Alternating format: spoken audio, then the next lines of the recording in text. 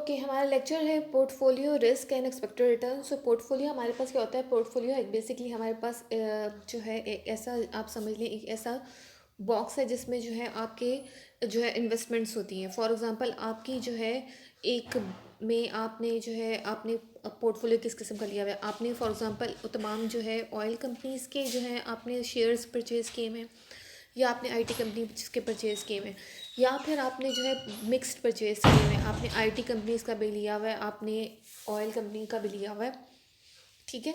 और आपके पास या फिर आपके पास एक और आपके पास ऑप्शन है कि आपने या फिर ना स्टॉक्स भी लिए हों और आपने बॉन्ड्स भी परचेज़ किए हों। तो वो एक आपका जो है बहुत अच्छा डाइवर्सिफाई किस्म का जो है वो आपका कॉन्सेप्ट बनता है, ठीक है। सो यहाँ पे आपके पास portfolio risk and expected return में हम लोग जो है ये देखेंगे कि हमारे पास जो पोर्टफोलियो है उसका रिस्क और हमारे पास एक्सपेक्टेड रिटर्न हमारे पास क्या होता है। सबसे पहले जो है हमारे पास पोर्टफोलियो का हम एक्सपेक्टेड रिटर्न कैसे कैलकुलेट करते हैं, ठीक है। आर पी हमारे पास क्या होता है? Expected return of the portfolio, ठीक है। डब्ल्यू जे हमारे पास जो होता है ना वो आपका ये जो आपने वेटेड मीन आपने जो है आपने कैलकुलेट किया हुआ है, तो यहाँ पे आपका जो है ना वेट होता है, ठीक है। डब्ल्यू जे से आपका वेट जो इन्वेस्टमेंट प्रोपोर्शन का जो आपका जेथ एसेट इन द पोर्टफोलियो उसका ये आपके पास जो होता है, जो उनसा भी आपके पास एसेट है उसका ये आपके पास जो है वेटेड वेट होगा, ठीक है। Weight asset in the portfolio, ठीक है। आर डैश जो जे है यहाँ पे आपके पास ये आपके पास एसेट है, ठीक है। जेथ एसेट का जो है वो एक्सपेक्टेड रिटर्न है, ठीक है। ये आपके पास एक्सपेक्टेड रिटर्न है। ये वाला जो पी वाला है ये आपके पास पूरे पोर्टफोलियो का है, ठीक है। पी वाला जो है वो आपके पास पूरे पोर्टफोलियो का है। जो आपके पास जे वाला है वो आपके पास एक्सपेक्टेड रिटर्न जो है आपके एक एसेट का है, ठीक है। और यहाँ पे जो आपके पास फर्दर आपके पास जो है ना एम जो होता है वो total number of assets in the portfolio, ठीक है। यहाँ पे जो एम आपके पास गिवन है, ओके। लेकिन फॉर एग्जांपल अगर आपके पास जो है दो पोर्टफोलियो के आ जाते हैं तो आप क्या करोगे? आप इसके आगे फर्दर एड करोगे। जे था आपके पास एक एसेट हो गया और आपके पास जो होगा डब्ल्यू आई आप उसको कर लो, आपके पास सेकेंड एसेट है तो आप उसको ऐड अप करोगे। अगर आपके पास तीसरा एसेट होगा तो वो आपके पास जो है ना आर डैश जे ये आपके पास जो होगा दूसरा एसेट हो गया, आई।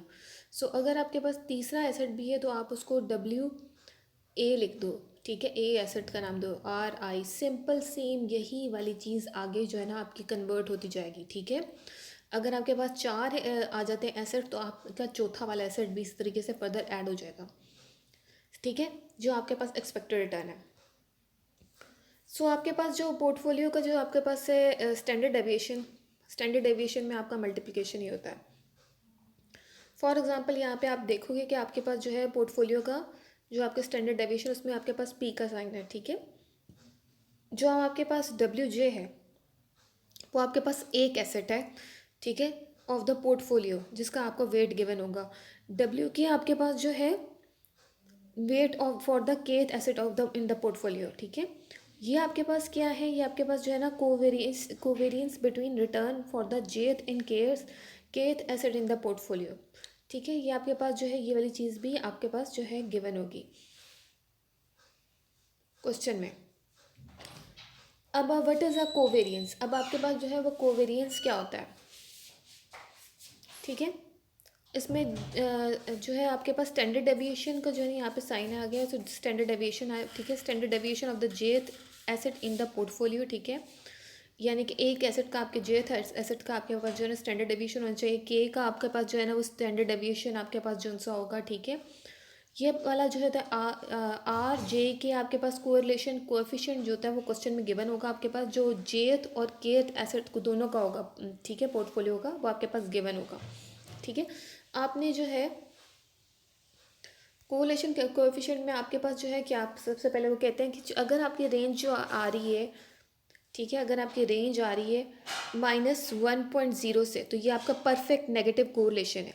अगर आपकी ज़ीरो आ रही है तो इसका मतलब है नो कोरिलेशन आता है, ठीक है। और अगर आपके पास आता है, अगर आपका पॉजिटिव आ रहा है परफेक्ट पॉजिटिव कोरिलेशन आता है, 1 आ रहा है तो अब वो आपका परफेक्ट पॉजिटिव कोरिलेशन है, ठीक है। यहाँ पे हमारे पास जो होता है variance of covariance covariance matrix, ठीक है। वेरिएंस कोवेरिएंस मैट्रिक्स जो है वो हम इसको, अब मैं आपको बताती हूँ कि इसको सॉल्व कैसे करना है, ये बहुत इंपॉर्टेंट चीज़ है। ठीक है, फर्स्ट कर लेंगे, आपके पास जो है वो 3 एसेट्स हैं। ठीक है, 3 एसेट्स हैं, उनमें एक आपके पास जो है वो W1 है, दूसरा आपके पास W2 है, और तीसरा आपके पास है W3। ठीक है, जो आपके पास ये रो है, यहाँ पे क्या होगा, यहाँ पे आपके पास W1 है, यहाँ पे आपके पास W2 है, और यहाँ पे आपके पास W3 है। ठीक है, और ये वाला जो कॉलम है, यहाँ पे भी आप W1 लिख लें, यहाँ पे आप W2 लिख लें, और ये वाला आपके पास जो होगा कॉलम नंबर 3 आपके पास W3 हो जाएगा। ठीक है, अब आप जो है रो में आपके क्या होगा, यहाँ पे आपके पास जो है ये आप देख सकते हैं, यहाँ पे क्या आएगा W1 क्योंकि रो, फर्स्ट रो सेकंड कॉलम। ठीक है, W1 रो है, W1 कॉलम। ठीक है, तो W1 ठीक है। उसी तरह स्टैंडर्ड डेविएशन का भी आप देखेंगे 1 1 में लिखा हुआ है। ठीक है, स्टैंडर्ड डेविएशन भी रो का स्टैंडर्ड डेविएशन, फिर जो है कॉलम का स्टैंडर्ड डेविएशन।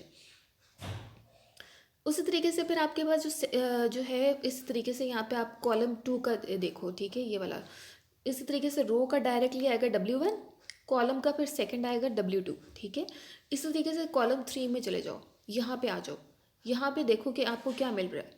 आपको W1 आपके पास रो का आ जाएगा, W3 आपके पास कॉलम का आ जाएगा। स्टैंडर्ड डेविएशन जो आपके पास है वो भी आप वैसे ही लिख लोगे, W1 का स्टैंडर्ड डेविएशन, फिर W3 का कुछ स्टैंडर्ड डेविएशन। ठीक है, इस तरीके से फिर यहाँ पे आपके पास W2 में आएगा, W2 में आपके पास जो है ना फर्स्ट रो W2, फिर उसके बाद कॉलम में W1। ठीक है, उसी तरीके से स्टैंडर्ड डेविएशन में जो स्टैंडर्ड डेविएशन में W2 का जो है, फिर आपके पास स्टैंडर्ड डेविएशन, फिर ऊपर W1 का स्टैंडर्ड डेविएशन, फिर उसके बाद यहाँ पे आ जाएं तो यहाँ पे W2 आपके पास रो है, W2 आपके पास कॉलम है। ठीक है, यहाँ पे आपके पास वो आ गया।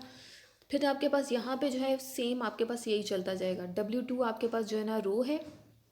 ठीक है, और W3 आपके पास कॉलम है, और सेम आपके पास स्टैंडर्ड डेविएशन पहले आपने 2 का लिखना है, फिर 3 का लिखना है। ठीक है, फिर उसके बाद आपने W3 यानी कि यहाँ पे आपके पास आएगा, W3 में आपके पास आ जाएगा, सबसे पहले W3 आपकी रो है, सेकंड आपके पास कॉलम है। रूल यही होता है। ठीक है, फर्स्ट आपके पास रो, सेकंड आपके पास कॉलम, फिर उसके बाद आपके पास आ जाएगा स्टैंडर्ड डेविएशन ऑफ 3, यानी कि 3 आपके पास क्या है, स्टैंडर्ड डेविएशन जो है आपके पास W3 का। ठीक है, W1 का आपके पास जो है वो आप लिखोगे। फिर जो कि यहाँ पे आपके पास सेम वही चीज़ आ जाएगी, सेम आप यहाँ पे करके देखो। सो यहाँ पे जो आपके पास JK आ जाता है, वो कोरिलेशन है बिटवीन द रिटर्न ऑफ जेथ and kth asset in the portfolio. ठीक है, ओके। सो हमारे पास ये अब एक क्वेश्चन आ गया, अब क्वेश्चन पढ़ते जाते हैं और उसको देखते हैं, सॉल्व भी करते हैं। फिर उसके बाद you are creating a portfolio of stock D, ठीक है, एंड स्टॉक BW। ठीक है, you are investing 2000 in stock BW। ठीक है, 2000 हमने किस में इन्वेस्टमेंट की है, BW में। 3000 हमने इन्वेस्टमेंट किस में की है, स्टॉक D में। ठीक है, ये याद रखिएगा, स्टॉक 2000 हमने जो है वो इन्वेस्टमेंट की है BW में, और 3000 हमने की है स्टॉक D में। Remember that the expected return in standard deviation of stock BW, जो स्टॉक BW का जो एक्सपेक्टेड रिटर्न है वो आपके पास क्या है, 9%। और आपके पास स्टैंडर्ड डेविएशन को हम जो है ना इस तरीके से गोल कर लेते हैं, आपके पास स्टैंडर्ड डेविएशन 13.15। ठीक है, रिस्पेक्टिवली ये आपके पास क्या है, BW की जा रही है। जो एक्सपेक्टेड रिटर्न और standard deviation of stock D का है 8% है। ठीक है, और आपके पास जो स्टैंडर्ड डेविएशन है वो आपके पास 10.65% है। ठीक है, कोरिलेशन कोएफिशिएंट जो इसके इन दोनों के दरमियान में वो 0.75 है। ठीक है, 0.75, जो what is the expected return and standard deviation of the portfolio, जो हमारे पास स्टैंडर्ड जो वो पूछ रहा है क्वेश्चन में, हमारे पास एक्सपेक्टेड रिटर्न और स्टैंडर्ड डेविएशन क्या है पोर्टफोलियो को। तो हम लोग जो है ना इसको कैलकुलेट करना शुरू करते हैं। सबसे पहले हम डिटर्मिन करते हैं, पहला पार्ट करते हैं, डिटर्मिन करते हैं पोर्टफोलियो का एक्सपेक्टेड रिटर्न। ठीक है, अब हमारे पास जो है सबसे पहले जो है हमने क्या कैलकुलेट करना है, 2000 हमारे पास क्या था, BW की थी। ठीक है, हमने इन्वेस्टमेंट की है, और स्टॉक जो है D में हमने जो है वो 3000 इन्वेस्टमेंट की है, यानी कि हमारी इन्वेस्टमेंट टोटल 5000 होगी। ठीक है, डिटर्मिन करेंगे हम लोग फर्स्ट में जो हमारे पास पोर्टफोलियो एक्सपेक्टेड रिटर्न क्या है। ठीक है, तो हमारे पास जो है 2000 को हम डिवाइडेड बाय कर लेंगे। BW की हमने 2000 इन्वेस्टमेंट की थी और D में हमने 3000 इन्वेस्टमेंट की थी। 5000 हमारी टोटल इन्वेस्टमेंट बनती है, ठीक है, यानी कि 2000 को हम ऐड करेंगे 3000 में, तो हमारे पास कितना आता है, 5000 आता है, सही है। तो ये हमें पता है। सो यहाँ पे आपके पास 5000 वहाँ से आया, ठीक है। 2000 को आप डिवाइड बाय करेंगे तो आपके पास जो है, आप इसका जो है ना पोर्टफोलियो का जो एक्सपेक्टेड रिटर्न है वो आप कैलकुलेट कर लेंगे। आपके पास इस तरीके से एक्सपेक्टेड रिटर्न आ जाता है, डी का भी और BW का भी। अब आप जो है वो वेट निकालेंगे, दरअसल ये हमारे पास वेट आ जाता है। अब हम इसको एक्सपेक्टेड रिटर्न को इस तरीके से कैलकुलेट करेंगे। जो आपके पास वेट है BW का, ठीक है, और जो आपके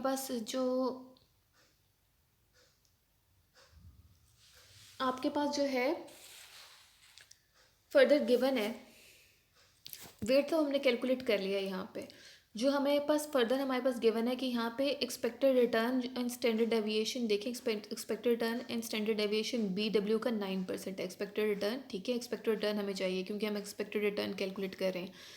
और यहाँ पे फर्दर जो है वो स्टॉक डी में वो कह रहे हैं कि इसका एक्सपेक्टेड रिटर्न जो है वो 8% है, ओके। सो यहाँ पे हमारे पास जो है, यहाँ पे आपके पास क्या आएगा, 0.4 आपने निकाल लिया था उसका वेट, ठीक है, BW का। 9% जो था वो आपके पास आ गया था BW का, आपके पास गिवन है एक्सपेक्टेड रिटर्न, ठीक है। सो आपने क्या करना है, 9% को पहले आपने डिवाइडेड बाय करना है 100, आपके पास जो है ना जो सा आंसर आएगा आपने उसको उससे मल्टीप्लाई करना है, ठीक है। प्लस करना है 0.6 को, आप डायरेक्टली परसेंटेज में नहीं कर सकते, मैंने इसलिए लिखा है ताकि आप इसको जो है ना कैलकुलेट करने में आसानी रहे आपको।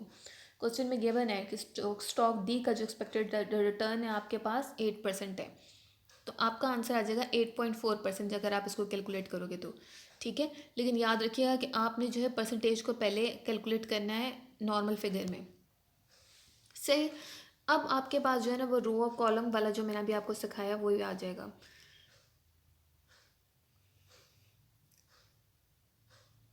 ये आपके पास आएगा BW का,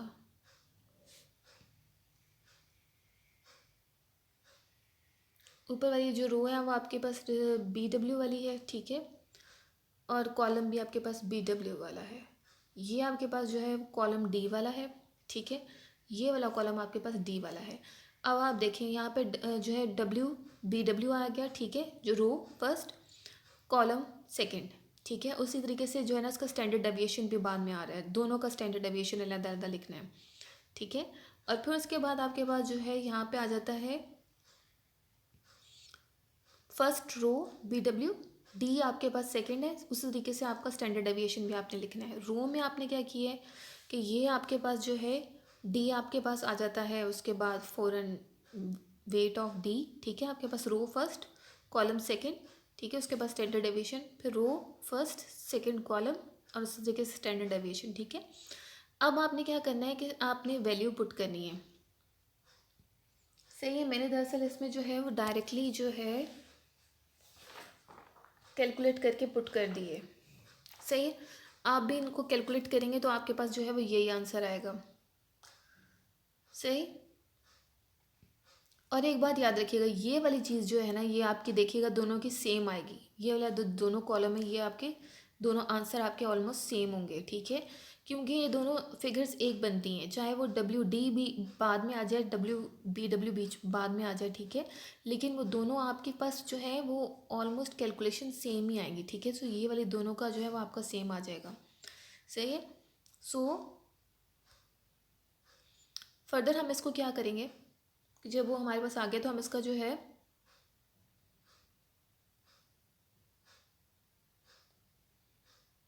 इसका पोर्टफोलियो का स्टैंडर्ड डेविएशन कैलकुलेट करेंगे, ठीक है। हमने रिटर्न कैलकुलेट कर लिया था, अब हम क्या करेंगे इसका स्टैंडर्ड डेविएशन कैलकुलेट करेंगे।